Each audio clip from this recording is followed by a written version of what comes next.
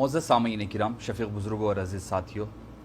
آیت الکرسی کی اہمیت کیا ہے، اس کا مقام اور مرتبہ کیا ہے؟ ایک حدیث پاک میں ہمیں آتا ہے، صحیح ستہ کی حدیث پاک، امام بخاری نے، امام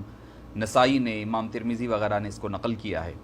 ایک مرتبہ نبی کریم صلی اللہ علیہ وسلم نے حضرت سیدنا ابو ہریرہ رضی اللہ عنہ وارضاہ کو مال کی نگرانی پر، یعنی زکوٰۃ جمع ہوا تھا، بیت المال اسلامی اسٹیٹ بن چکا تھا جس کا اپنا ایک ٹریجری تھا، تو ایک اس کی ٹریجری پر نگران کار مقرر فرمایا۔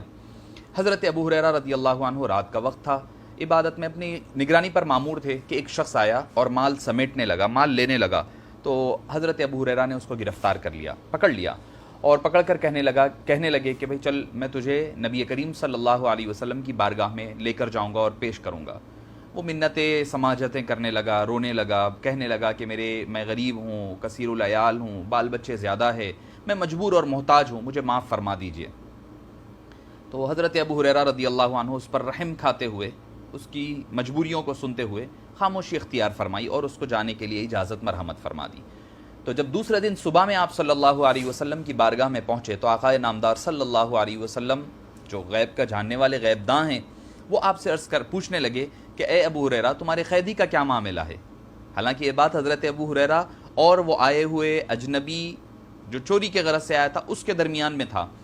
آقا نامدار صلی اللہ علیہ وسلم کے پوچھنے پر سیدنا ابو ہریرہ رضی اللہ عنہ وارضاہ نے عرض کیا، رسول اللہ، وہ بڑا کثیر العیال ہے، کہا، اس نے مجبوریاں بتائی، تب میں نے اس کو جانے کی اجازت دے دی۔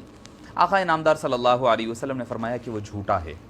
وہ شخص جو آ کر کے تمہارے پاس مال لیا وہ جھوٹا شخص تھا، اور وہ ضرور تمہارے پاس لوٹ کر کے آئے گا، پھر آئے گا وہ لوٹ کر۔ حضرت ابو ہریرہ نے کہا، ذہن بنا لیا کہ اب اگر آئے گا تو میں ضرور اس کو گرفتار کر لوں گا اور پکڑ لوں گا اور آقا نامدار صلی اللہ علیہ وسلم کی بارگاہ میں پیش کروں گا۔ دوسرا دن بھی آیا،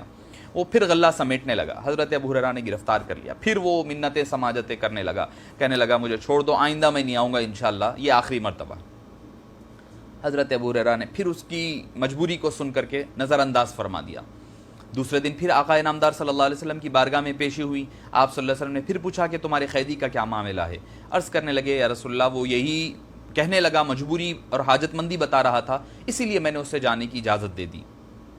نبی کریم صلی اللہ علیہ وسلم رؤوف الرحیم نے ارشاد فرمایا کہ وہ جھوٹا ہے، پھر وہ دوبارہ تمہارے پاس آئے گا، وہ جھوٹ کہہ رہا تھا۔ اور پھر اب حضرت ابو ہریرہ ساری تیاری کر بیٹھے کہ اب تو میں اس کو جانے نہیں دوں گا، گرفتار کروں گا، نبی پاک صلی اللہ علیہ وسلم کی بارگاہ میں پہنچاؤں گا، پوری تیاری کے ساتھ ہے گرفتار کرنے۔ تیسرے دن پھر وہ آیا،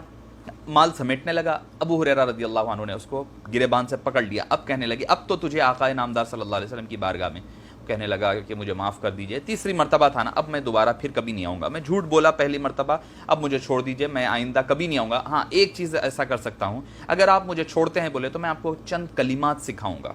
چند آیتیں، چند باتیں سکھاؤں گا جو اللہ کے آپ کو بہت زیادہ قریب کر دے گی۔ تو انہوں نے کہا کہ اب وہ نیکیوں کی طرف سبقت کرنے والے صحابہ، انہوں نے کہا کہ ٹھیک ہے بھائی، نیکی مل رہی ہے، اچھی چیز، اللہ کا قرب مل رہا ہے، انہوں نے کہا کہ ٹھیک ہے، سکھا دے۔ تو اس شخص نے، آئے ہوئے اجنبی شخص نے حضرت ابو ہریرہ رضی اللہ عنہ کو آیت الکرسی کی آیت سکھائی، شروع سے آخر تک۔ کہنے لگا کہ جو کوئی، اگر آپ یہ رات میں پڑھ لیتے ہیں تو آپ صبح تک اللہ کی حفظ و امان میں رہیں گے، اور اللہ تعالیٰ ایک فرشتہ آپ کی نگرانی پر متعین فرما دے گا، یہ آیت جو پڑھ لیتا ہے۔ تو حضرت ابو ہریرہ نے کہا کہ چلو، اچھی چیز سیکھنے کو مل گئی ہے، کلمات سیکھ گیا ہوں، اس سے جانے کی اجازت دے دی، اس وعدے پر کہ وہ پھر دوبارہ نہیں آئے گا۔ تیسرے دن جب حبیب پاک صلی اللہ علیہ وسلم کی بارگاہ میں پہنچے تو آقا نامدار صلی اللہ علیہ وسلم نے پھر دریافت فرمایا، حضرت ابو ہریرہ رضی اللہ عنہ نے پھر تفصیلات بتائی، تو آقا نامدار صلی اللہ علیہ وسلم نے فرمایا کہ وہ یقیناً جھوٹا ہے، مگر یہ بات اس نے سچ کہی ہے، یہ بات اس نے سچ کہی ہے کہ جو کوئی رات سونے سے پہلے آیت الکرسی پڑھ لیتا ہے تو اللہ تعالیٰ ایک فرشتے کو اس کی نگرانی پر متعین فرما دیتا ہے کہ وہ صبح تک اس کی نگرانی میں اور اس کی حفاظت میں رہا کرتا ہے۔ اس کے بعد آپ صلی اللہ علیہ وسلم نے فرمایا کہ تمہیں پتہ ہے کہ وہ آنے والا کون تھا 3 دن تک؟ آپ نے فرمایا کہ اللہ اور اللہ کے رسول بہتر جانتے ہیں۔ تب آپ صلی اللہ علیہ وسلم نے ارشاد فرمایا کہ وہ شیطان تھا جو تمہارے پاس آ رہا تھا اور تمہیں آ کر کے ورغلانے کی کوشش بھی کر رہا تھا اور تمہیں آیت الکرسی کی فضیلت بتا کر کے گیا ہے۔ تو معزز سامعین کرام، شفیق بچوں، جن کو آیت الکرسی یاد نہیں ہے یا جن کو یاد ہے مگر وہ پڑھ کر سویا نہیں کرتے، سونے سے پہلے اپنی عادت بنا لیں، سونے سے پہلے آیت الکرسی پڑھیں، اٹھتے ہی فوری طور پر آیت الکرسی پڑھا کریں، یہ آپ کو اللہ کی حفظ و امان میں رکھے گا۔ السلام علیکم ورحمۃ اللہ وبرکاتہ۔